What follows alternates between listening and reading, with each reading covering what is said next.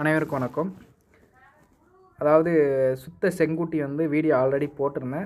ஒரு சின்ன தவறு நடந்துருச்சு. நம்பர் வந்து மாற்றி போட்டுட்டேன். இப்போ வந்து கரெக்டான ஃபோன் நம்பர் வந்து ஸ்க்ரீனில் கொடுத்துருக்கேன். இந்த நம்பருக்கு நீங்கள் கால் பண்ணிங்க அப்படின்னா அந்த செங்குட்டியை வாங்கிக்கலாம். நம்பர் தான் மாறிடுச்சு, மிச்சபடி குட்டியில் இருக்குது.